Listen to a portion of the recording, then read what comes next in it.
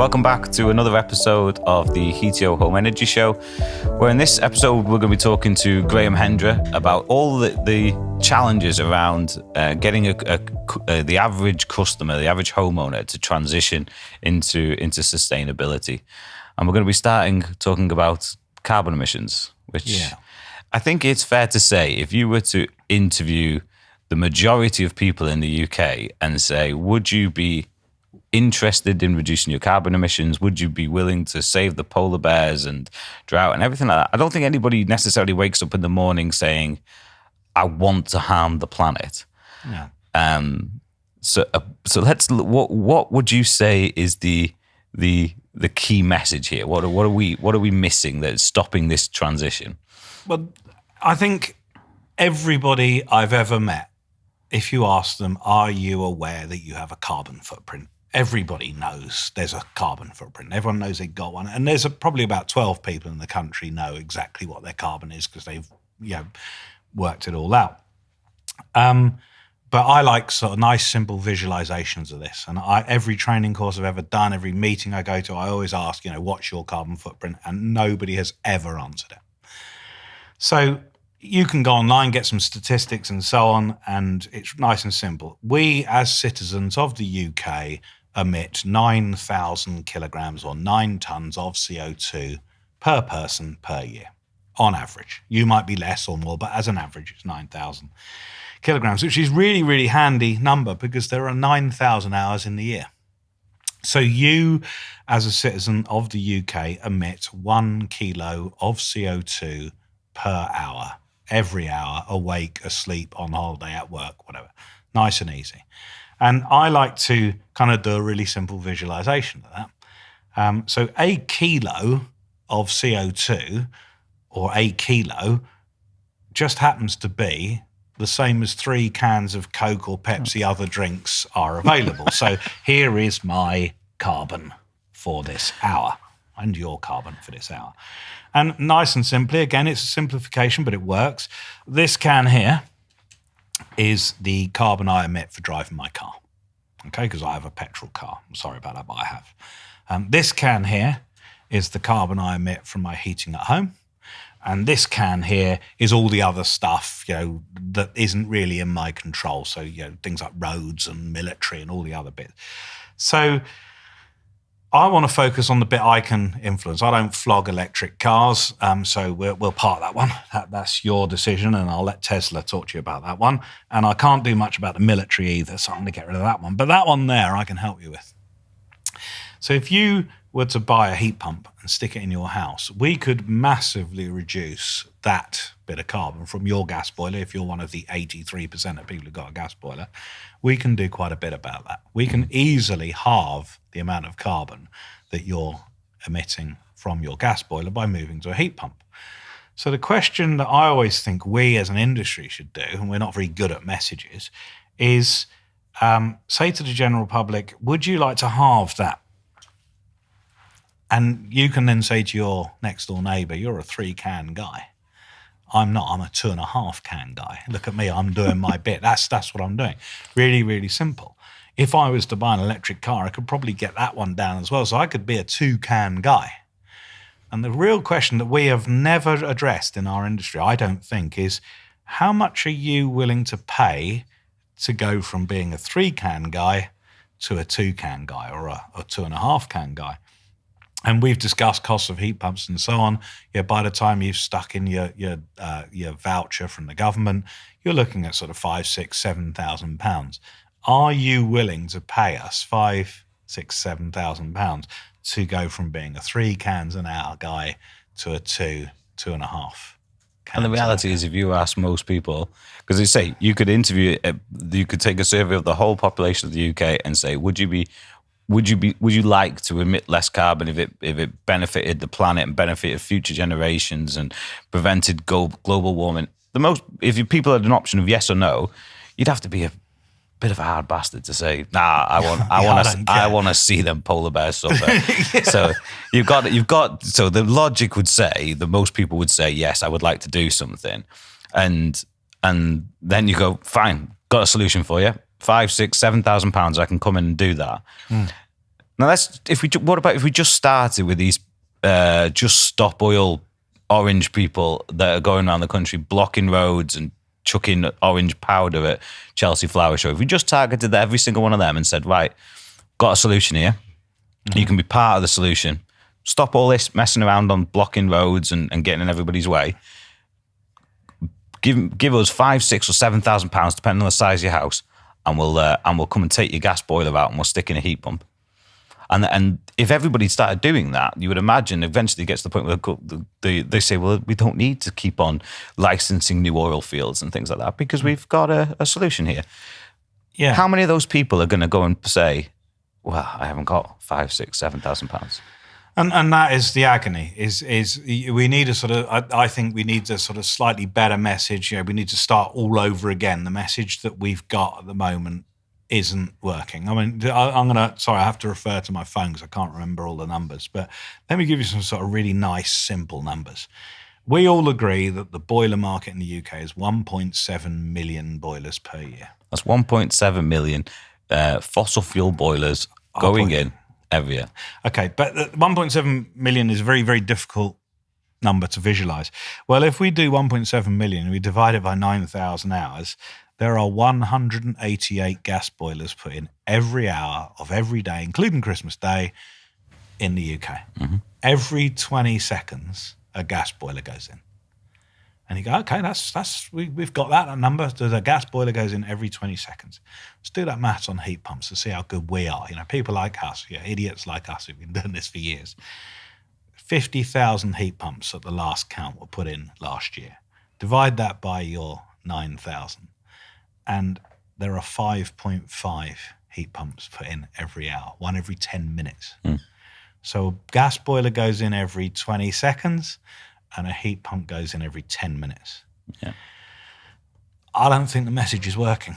Well, it's you say the message, but also the physical cost. It's a huge barrier. If you can turn around to somebody and fit the same solution as they've got now for a far cheaper price, and the impact on them right now is going to, they're not going to save any money, they're not going to gain any money. It's going to be pretty much the same. And they say, no.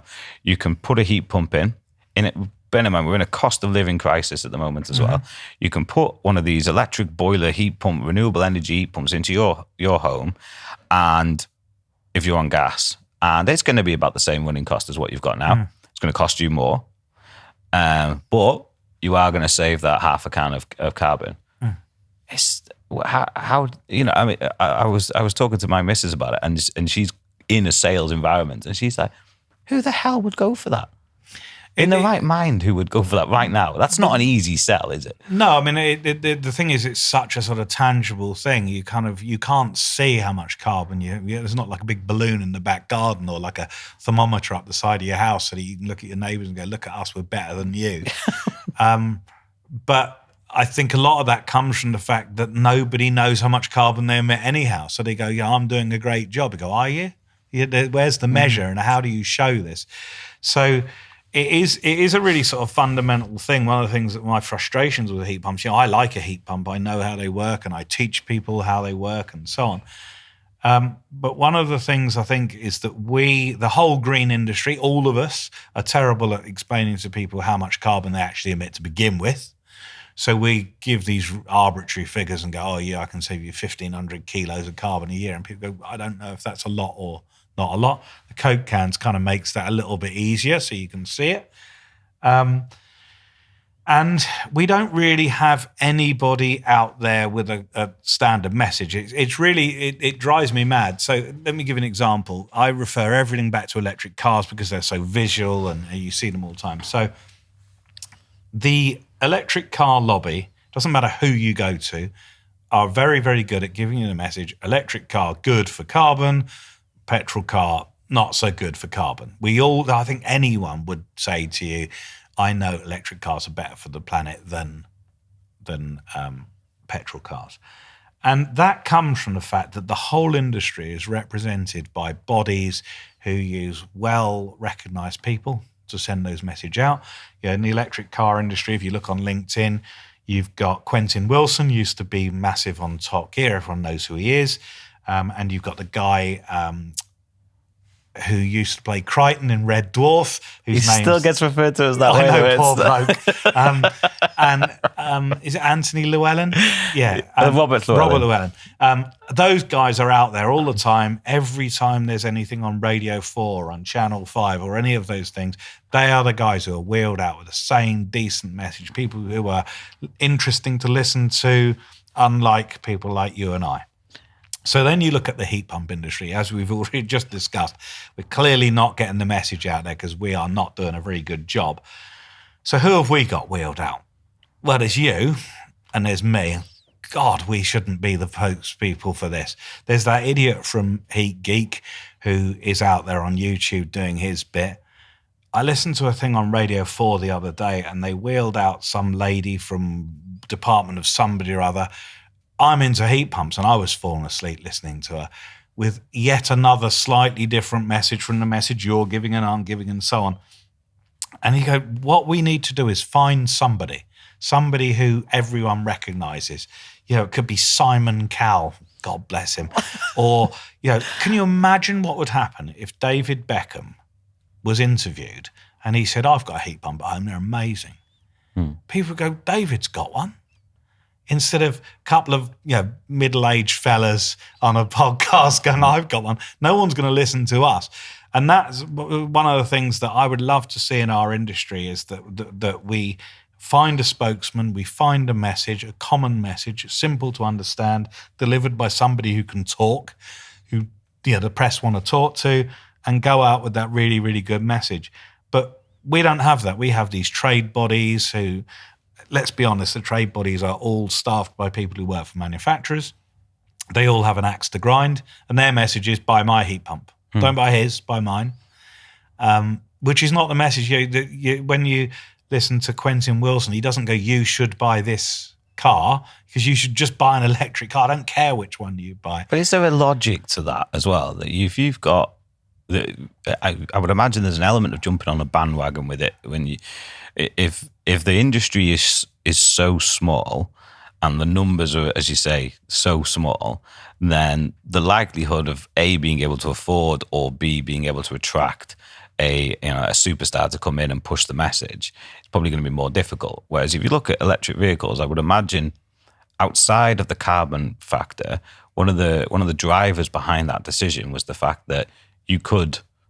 it was cheaper to run an electric vehicle than it was to run a petrol vehicle. So the average homeowner that starts looking at ways in which they can save money, the first challenge obviously around that was the actual cost of having an electric vehicle, buying the thing in the first place.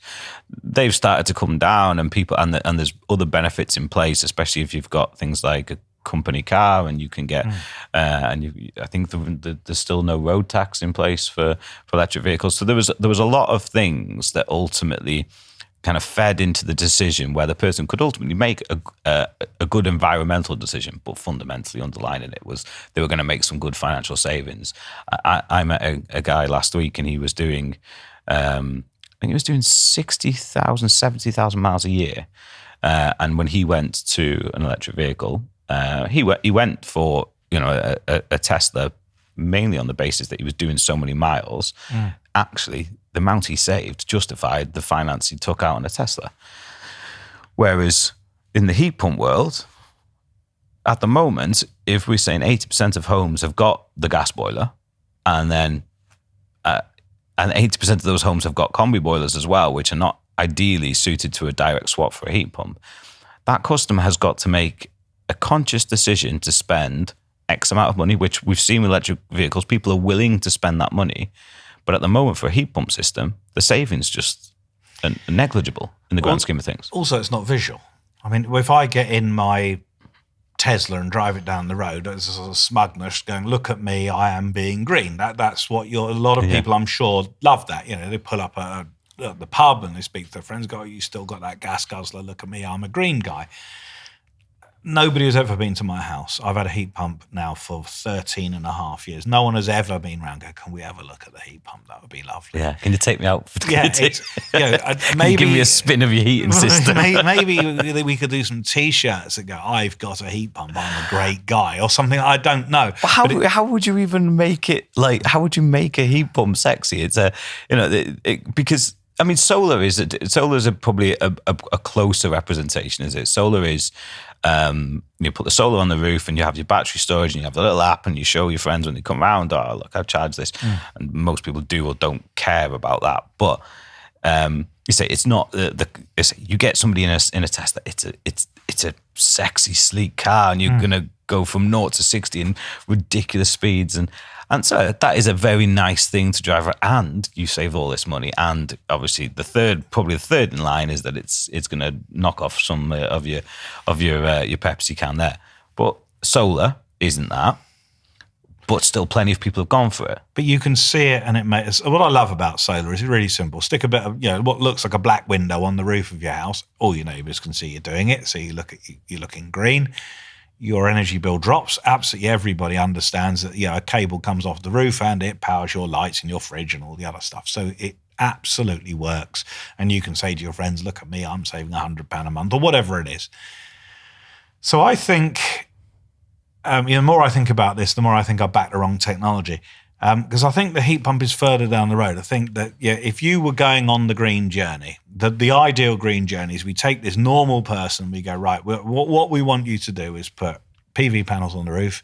We want you to have a battery as well. We'd like you to have a heat pump. We'd like you to have an electric car.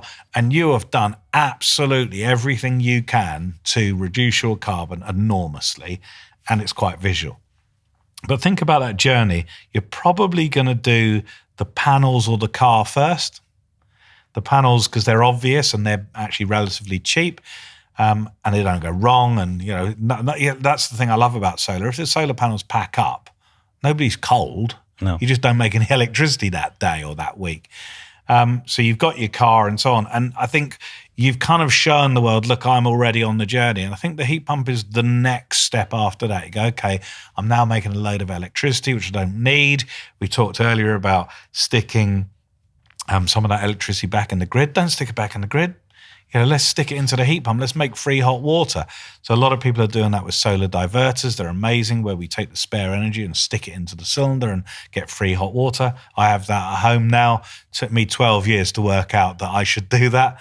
I'm a bit slow.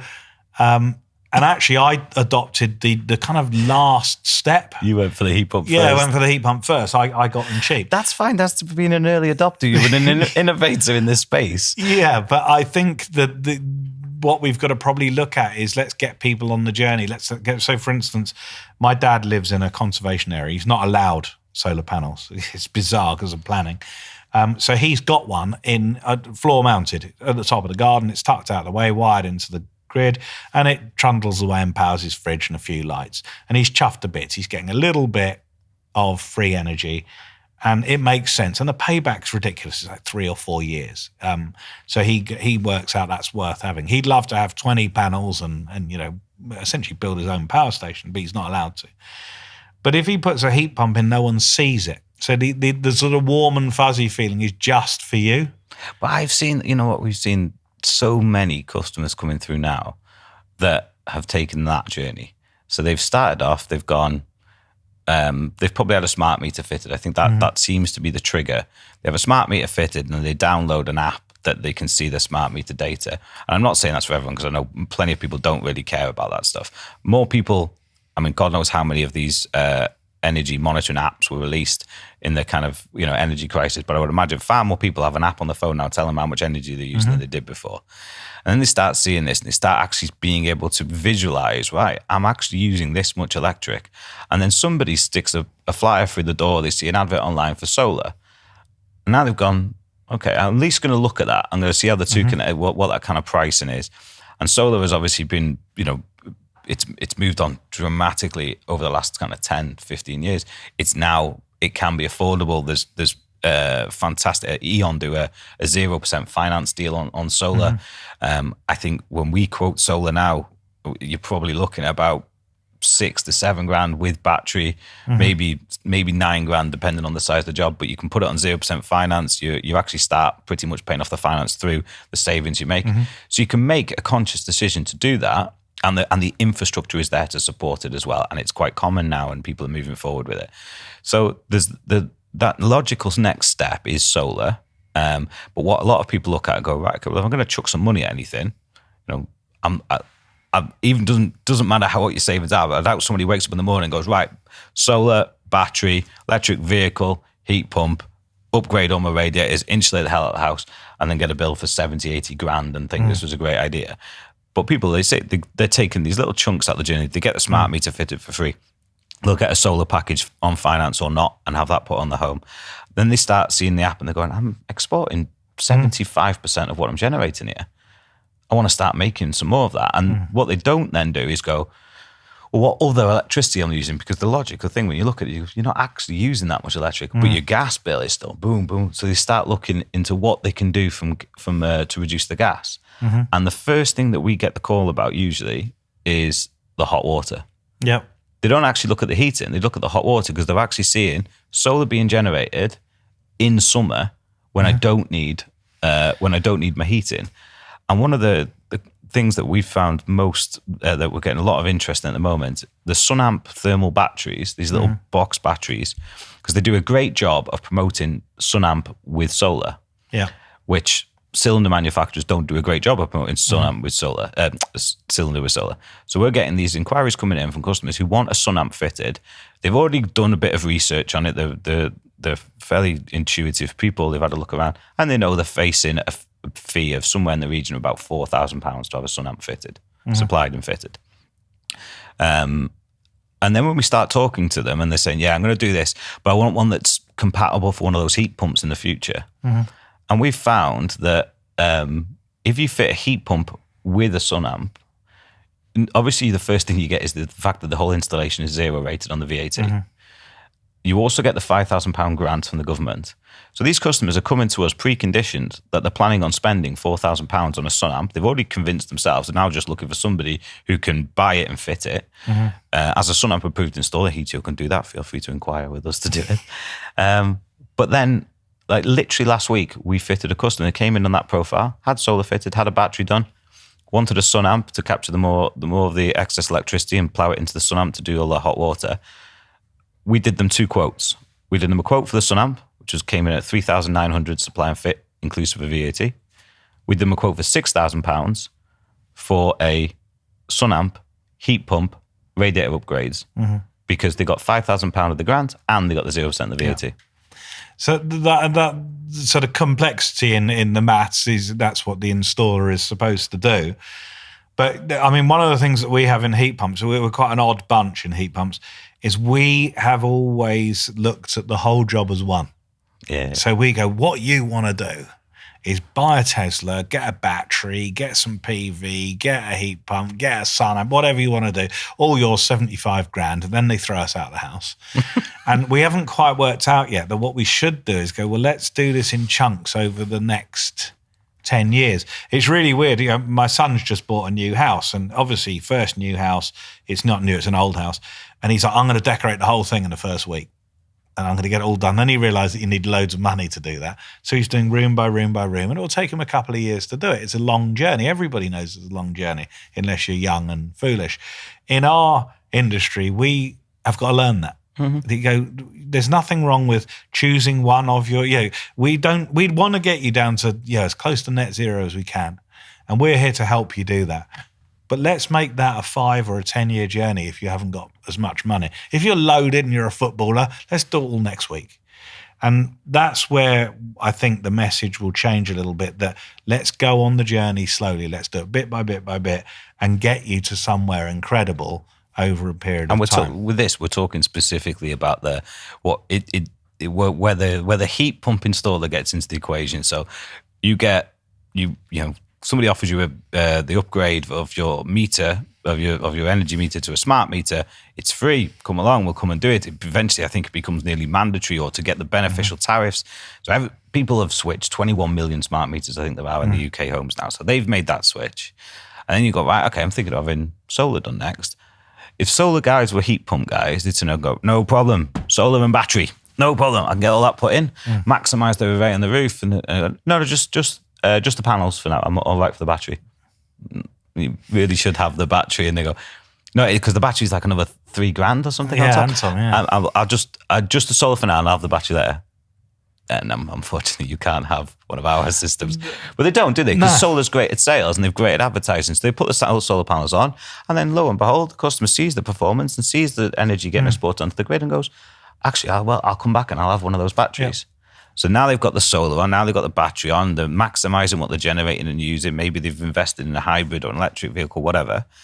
And then it comes to the heat pump, and we turn up and they're saying, right, my boiler that's there, can you take that off and put like an electric boiler on? And we go, understood. Electric boiler off, new pipe work everywhere, radiators upgraded, super low flow temperature, make this nice and efficient. No, sorry, you must have misunderstood. I see that box on the wall. If you take that off and just put a different box on for now, just so it's electric, and then I'll look at the other stuff. And I'm sorry, you must want the low temperature solution. It is really bizarre that we've got to learn that as an industry. And in our defence, 10 years ago, that message of change everything was absolutely the thing to do, because, as I've discussed before, those old units only did 45 and 50 degrees. So if you wanted a heat pump, you had to have the whole shebang: new cylinder, new radiators, new pipes, and so on. That isn't the case now. So you can go, I have a system at home. My son has a system at home that runs at 65 degrees, or can do. Mine will go up to 80. Yes, it costs more money at 80, but if you go to the customer with all of the detail and go, look, let's get the boiler out and put this green boiler in. I hate the word heat pump. It drives me mad. It's a green boiler and it lives in the garden. We're going to put that on. It is not going to be perfect. It's going to be getting you away, and you're on the carbon journey, and off you go. Let's get you away. You start paying for it and so on. Go, would you like to make it a bit more efficient? Because if we change the radiator here or the radiator there, or we do a little bit, or maybe we do the cylinder next, we can make it in chunks. And we've got to learn to not put the 20 grand ridiculous quote in. Let's get the 10 grand minus the 5 quote in, get them into a heat pump. At least you're starting on the carbon journey. Yeah. Some people are going to go, right, I'm watching my app, I'm saving every penny. We go, well, do you want to save a bit more? We'll change some rads, we'll mess around with your heating system a little bit and get them there. And I think the reason why we haven't got the uptake is cost and the fact that we're not listening to our customer. When a customer says, I want to change my boiler, they did not say, I want to change my boiler and my radiators and everything else. Okay, let's do the boiler. Give them the information. Very simple to calculate. It's a piece of cake to do. And you can say to them, right, once we're in, let's get better and better and better. Over a period of 10 years, you went from this horrible, badly insulated house with a gas boiler and you had a petrol engine car and so on. 10 years down the road, you're pretty much taking no electricity out of the grid anymore. You're doing... You've got your own little power station with your batteries, you've got your car running off it and everything else. I would be really happy to stand back in 10 years' time and go, look at all those people we got all the way down that road, instead of look at all that army of people we scared to death. Yeah, because that's what's happening right now, isn't it? You're getting people that aren't going for it because we're scaring them to death. And it's not just the cost of the system. The fact that the savings are then relatively minor at the moment, plus the fact we're coming in and we're going to say we're going to rip your house apart and we're going to be running new pipes and new radiators, and they're all going to be massive. Whereas if you take the logical approach that we're seeing with these other technologies, and the customer, the journey of the customer is naturally taking themselves on, when they go to make that next decision in the process, the customer we've just had, we fitted it was the new Viessmann VitoCal air source heat pump. So we, as part of every standard with every installation that we fit a full metering and monitoring system. Mm-hmm. Relatively low cost, but what it does, it tells us how that system's performing, so we can start looking at what tweaks we need to make to the radiators. That customer explicitly said, I don't want you to touch any of the radiators in my house. Mm-hmm. We did the calculations, and we know there's a lot of fat in those calculations. We did the calculations and we worked out that there was 4 or 5 radiators that should be upgraded if we were to run the system at 55 degrees. Mm-hmm. We designed the system at 65 degrees. It'll never run at 65 degrees. No. And we're going to monitor, he said, monitor it over the winter, see how those rooms perform. If I need them upgrade, then I'll upgrade that rad and that rad. We had MCS installers telling us that's absolutely incorrect. As an MCS installer and somebody who's been in MCS my whole working life, I knew that we were absolutely fine to do this. We designed it at 65. That meant that, in theory, none of the radiators needed to be upgraded. We commissioned it at 55 and we said, we'll see how it runs with the monitoring system on it to see how it performs. That system's capable, and we actually ran it on the hot water cylinder to see what the charge was. We're seeing 75 degrees coming out of that heat pump. And that's the Viessmann one. Yeah. You say you've got one that's capable of outputting 80 if you thrash it. Yeah. 80 if you thrash it. We did an installation with the Samsung HTQ actually this week, where we've actually flashed the drive on it and got it up to 65 degrees in the hot water mode. So these heat pumps are capable of doing this. These newer models that are available. Well, I'm working on a job at the moment, a big commercial job. I do a lot of commercial jobs at the moment, and we've just specified a 1.1 megawatt system. So 1.1 megawatt, just to put that into context, is 100 houses. And this thing runs at 160 degrees centigrade running steam. Jeez. It's a heat pump. And people go, they're not hot enough. It makes steam. Yeah. That's its job. Yeah, and people go, it's not very efficient. Go, the steam system on the boiler wasn't very efficient, but it's not a gas burning machine anymore. It's now an electrical machine. Obviously, you wouldn't want that sort of temperature in your house. So this idea that heat pumps don't do high temperatures is complete rubbish. It's like saying electric cars have only got a range of 10 miles. Yes, that's true 20 years ago, but not now. And so, I have a sort of similar story. So my sons have this job called Project Impossible, which loads of people, Sunamp have helped me with, and loads of other people have helped me with bits and pieces. Clayton Brown gave us the unit for it, and so on. We took a boiler which was put in September 1972. We literally chopped it off and stuck a heat pump on the end, didn't change anything except the hot water cylinder. It was an old copper cylinder with the red duvet and all that lot. So we put a Sunamp in as well. And we used some meters, which we got from Marco Kosic, and we have logged that machine. So we logged it on the boiler for 3 months in November, December, and January, very cold months this year. The boiler was set to run at 80 degrees C. The average water temperature going through the radiators was 51. If you plot what was going on. So we set the heat pump up at 51 degrees C, didn't change a single rad. It works a treat. Yeah. And so it turns out that if you kind of panic and go, we're going to do it all at 70 degrees, it doesn't need to go at 70, you just run it longer at a lower temperature. And it works brilliantly. So I think some of us are still stuck in the, heat pumps have got to run really, really cold because that's what they always did. There are still some horrible heat pumps out there that still do only 50 degrees C. I don't know why, but that they will be got rid of. But when we went to ISH this year, which is a huge exhibition in Germany, every single manufacturer has a machine which will do 65 plus. They're coming through. We've seen. And they're not only coming through, but they're also coming through and they're being released on the market. And industry, whether industry will demand it, I don't know. But I think what's going to ultimately happen is consumers are starting to get to see this. And what's happened previously is they've been in a situation, they've gone, I would like one of those heat pumps fitted now. I've had my solar, I've had my battery. I'm now ready for the next stage and I want a heat pump fit. And somebody's coming and gone, no problem at all. When do you want me to start tearing your house apart? And when can you get me the best part of £18,000? And customers have gone, absolutely not. That's not what I asked for. But they've walked away from it.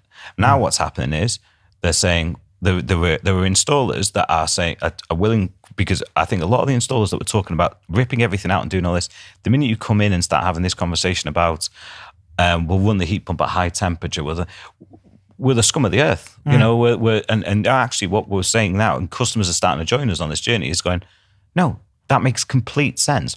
Put it in, let me see how it performs, because I don't really want my house I only want those rooms that I use regularly. I'll upgrade those radiators now. Customers are actually starting to wise up to it and go, that makes complete sense. And I'm not going to be blackmailed and held to the fact that if I don't go for the luxury system, I can't have anything at all. No, I think that's where we've got to do a load of work and kind of say, look, first off, we need to go. It's just a different type of boiler. It's slightly quieter than your current boiler. It lives in the garden and it runs at the same temperature. Stick it in, and if you'd like to enhance that and get better and better run conditions, we can talk to you about it. I don't see it as any different from if I go out and buy a Tesla tomorrow and I drive it around like a hooligan, I do 0 to 60 in 3 seconds all the time, I'm not going to get very good electricity consumption. And then I go back to Tesla and I go, I've been driving this for 4 months and I'm getting a dreadful consumption. And they go, Mr. Hendra, have you considered driving it a bit slower? And you'll still get there in the same time and it will cost you half as much. I go, excellent advice, I'll do that. And that is basically all we need to do with heating. Go, you can drive it really, really fast and it will cost you a load of money, but we'll get it in and we'll start advising you. And I think that one of the things I like about what you guys are doing is you don't just sling it in and run. You stick it in, you measure it, and you can go back to the guy and go, look, I can save you £100 a month or £150 a month. You just need to trust me. We're going to adjust this. You can always put it back, just a knob on the front of the unit. We're going to just drop it back a bit and save you a load of money. What customer's not going to want that advice? And I think that's a bit of a change. We as an industry need to adapt to the hardware which we can now buy. Yeah. And that if we get there, that'll be great. I mean, for me, it was the high temperature heat pump was the end of the road for me. I thought my job here is done. And all of the maths and the ridiculous systems that I had to design because to make it fit with these machines, they're gone. And that's why I no longer do so much in the domestic space because it's so much easier to do. The next thing, of course, the one that one day I'm sure we'll have a podcast about is the fundamental cost of the kit. Yeah, that's the really big thing. And I think competition's coming. You can see, I look at that, there's loads of new players, new units. I think in the next few months or years, we are going to see a reduction in the cost of the kit because it is expensive and it shouldn't be that expensive. No, well, this is, so Heatio, we're involved in a program called the Green Homes Finance Accelerator, which is a government-funded research program. We're aiming to bring energy as a service, as a product to market in March of 2024, and that program's being developed in partnership with E.ON and Energy Systems Catapult. And the whole idea of that is that the capital cost is taken away for the customer. We essentially put the equipment in the home, all the monitoring and performance and everything that comes with it. And we're not compromising on quality. It's the same equipment that you'd buy if you were buying it through the normal channels. But you just pay a single monthly fee to have this equipment in the home. But you've essentially become your own energy provider. So like pay as you go with a mobile phone. Pay as you go. But you're going to get solar, battery, heat pump, hot water storage, and it's supplied, fitted, all in line with the relevant accreditations and everything. But you just pay a single monthly fee to essentially rent that equipment. Yeah, exactly like a mobile phone. Mm-hmm. So I don't own this. I don't even know, Vodafone own it, I guess. But I pay a fee and I use a certain amount. And if I want to use more data, I pay more data. I think that's very much the modern way. I don't think most of us don't own our mobile phones. Almost no one owns their car. No. Yeah, we all rent them through PCP. We don't even own our homes if we've got mortgages on them, to be fair. But God forbid I should rent a boiler. Well, yeah, so it is, let's face it, you can rent a kitchen these days. Yeah. So I think it's quite an interesting new model. It's nice to see all these new models. That's one of the things that's quite exciting. So for me, it's gone from being an industry which was very, very techy and mechanical and lots of design to almost like a finance industry, which is why I don't understand much about it. That's why I don't do it anymore, because I don't know anything about money. If I did, I would have been in solar. So there we go. Graham, it's been a pleasure. Thank you very much. Always interested to get your insight on where the industry's going, and we'll definitely have you on again soon for Thanks a million. The next big change. Cheers, Graham. Thanks for watching, everyone.